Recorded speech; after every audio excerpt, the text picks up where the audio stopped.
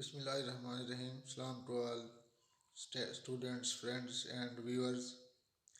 आज का हमारा टॉपिक है transfers velocity of a particle.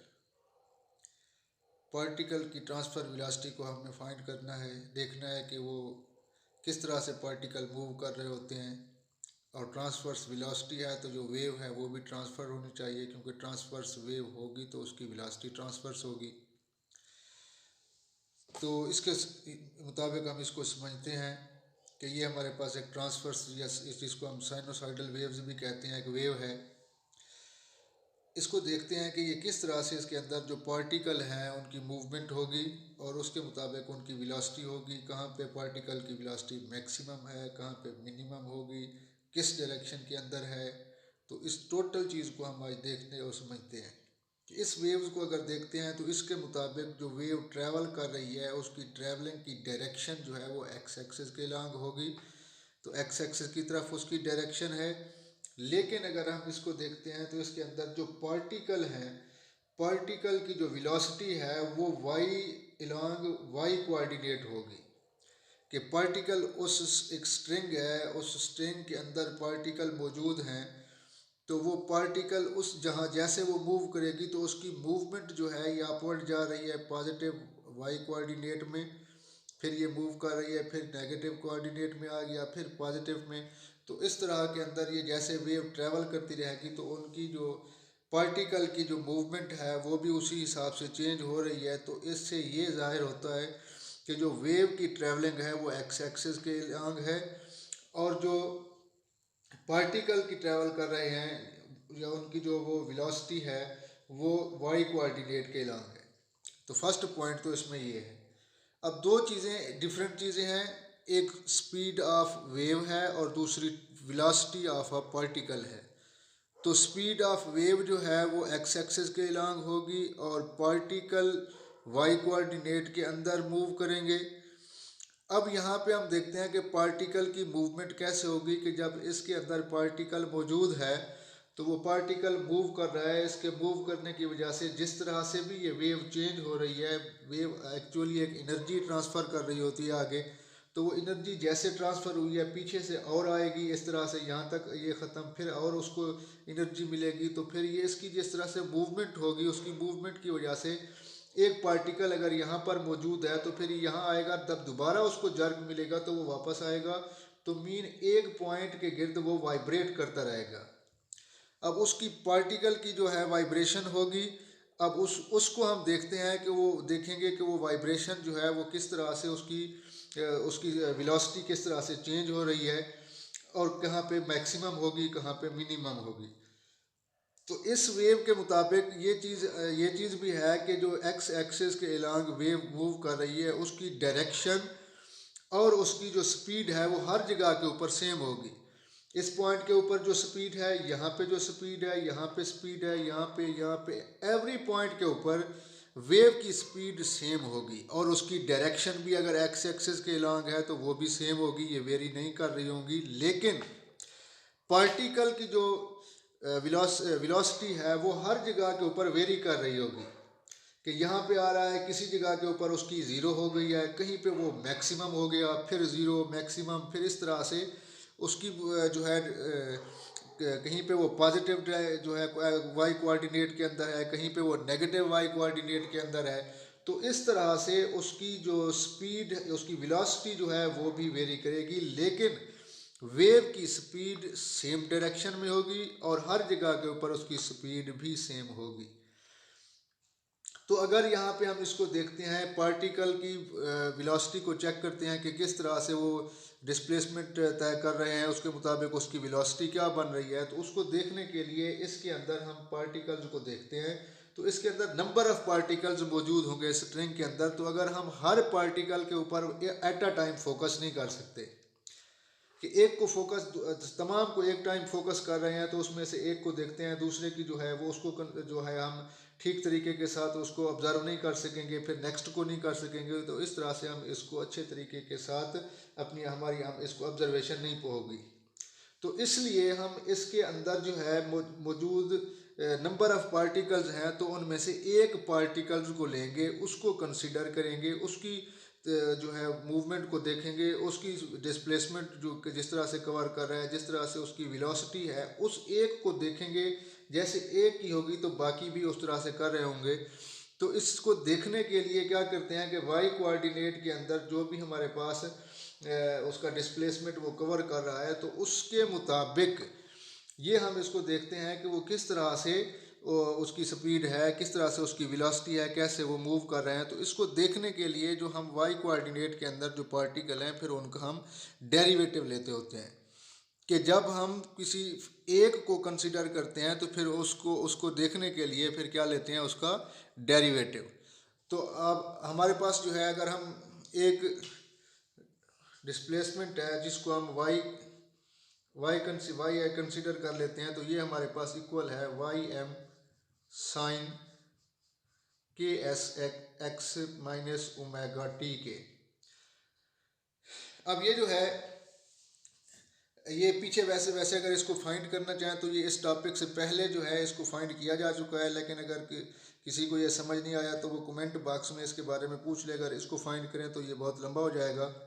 ये अगर हम देख लेते हैं कि अगर y है हमारे पास और ये Y m sine k x minus omega T के इक्वल है, और अगर हम इसके लिहाज से इसको देखते हैं तो यहाँ पे पोजीशन को हम जो x है कांस्टेंट कर देते हैं, इसको t के लिहाज से, टाइम के लिहाज से वेरी कर रहा है, तो टाइम के लिहाज से इसका पार्शियल डेरिवेटिव लेते हैं, partial y over partial t। तो जब इसका हम डेरिवेटिव लेते हैं तो इसका हमारे पास जो रिज़ल्ट आएगा वो है minus y m omega cos of k x minus omega t. अब ये किस तरह से आया कि जब हम इसका डेरिवेटिव लेंगे, साइन का डेरिवेटिव काज होता है, ये काज आ जाएगा, ये वाई एम है, ये साइन का जो एंगल है वैसे का वैसे आएगा। फिर एंगल का डेरिवेटिव लेते हैं, के एक्स कांस्टेंट है, ज़ीरो हो जाएगा। और टाइम जो है, जब ये टाइम हमारे पास है तो टाइम के लिहाज से ले रहे हैं तो ये वन आएगा, ये हमारे पास माइनस ओमेगा होगा तो ये माइनस ओमेगा आया, इसलिए ये जो हमारे पास साइन जो है ये क्या आ गया है, नेगेटिव। तो माइनस वाई एम ये क्या होगा, ओमेगा काज के एक्स माइनस ओमेगा टी। तो ये हमारे पास इक्वल आ गया है पार्शियल वाई और पार्शियल टी, या इसको हम यू वाई भी कह देते हैं कि यू उसकी स्पीड है, वेलोसिटी है उस पार्टिकल की, कि u y is equal to partial y और partial t is equal to minus y m omega cos k x minus omega t. तो इसका जो है हमारे पास मतलब ये हुआ कि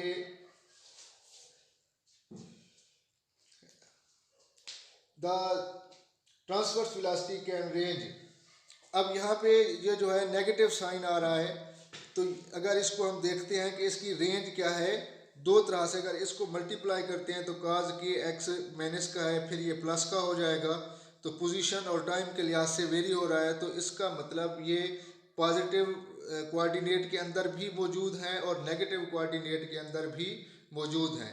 और अगर हम इसका एक्सेलरेशन फाइंड करना चाहते हैं तो इसका डबल डेरिवेटिव लेंगे, तो ये हमारे पास होगा पार्शियल वाई स्क्वायर और पार्शियल टी, ये पहले से मौजूद है, माइनस वाई एम है। जब कॉज का लेते हैं तो माइनस साइन आता है, माइनस साइन माइनस से कैंसिल हो जाएगा, तो ये बनेगा वाई एम।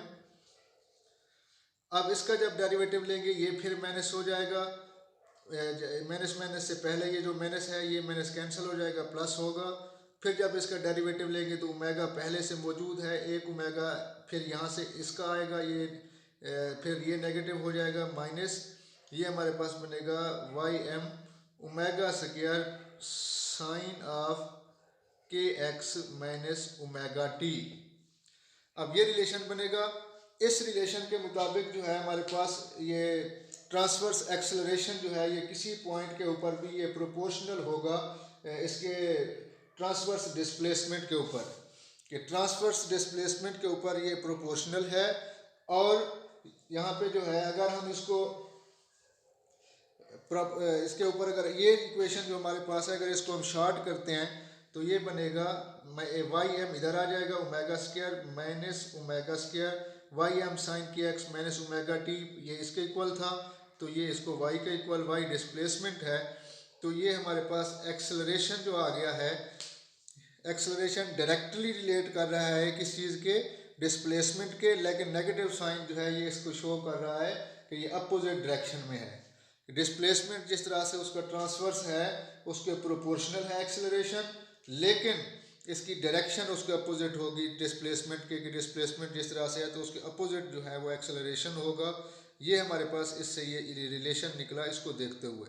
तो मज़ीद आगे देखते हैं कि इसका जो रिज़ल्ट है, इसको फाइनलाइज जो हमने डिस्कस किया, फाइनल रिज़ल्ट या कंक्लूजन निकालते हैं कि इसके मुताबिक कौन सी पॉइंट कहाँ पे किस तरह से जो है वो अमल कर रही है।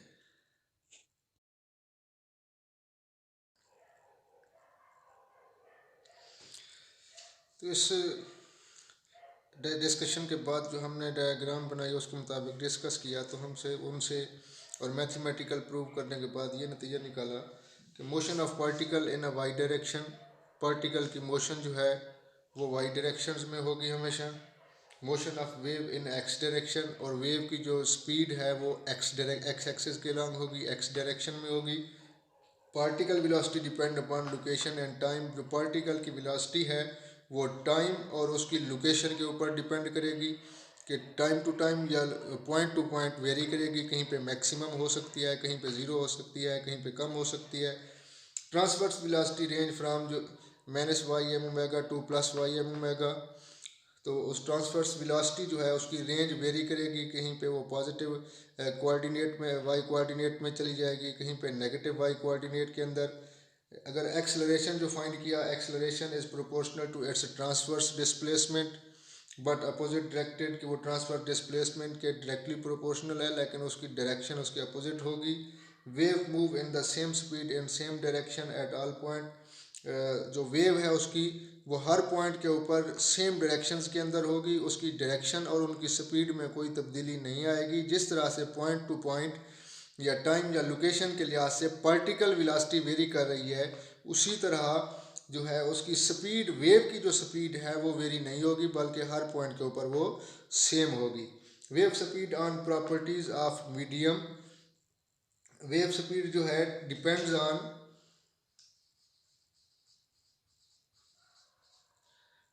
On properties of medium. Wave speed medium की प्रॉपर्टीज़ के ऊपर डिपेंड करेगा कि मीडियम हमारे पास कौन सा है।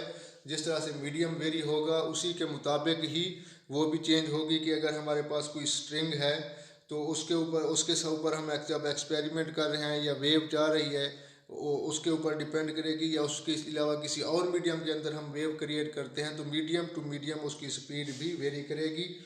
Particle velocity depends on properties of wave such as amplitude and frequency, particle की जो वेलोसिटी है वो मीडियम डिपेंडेंट नहीं होगी बल्कि वो उसकी स्पीड या उसकी जो वेव्स की प्रॉपर्टीज़ के ऊपर डिपेंड करेगी, कि उसका जिस तरह से उसका एम्पलीट्यूड कितना है, उसकी फ्रीक्वेंसी कितना है, तो उनके ऊपर पार्टिकल वेलोसिटी डिपेंड करेगी ना कि मीडियम के ऊपर।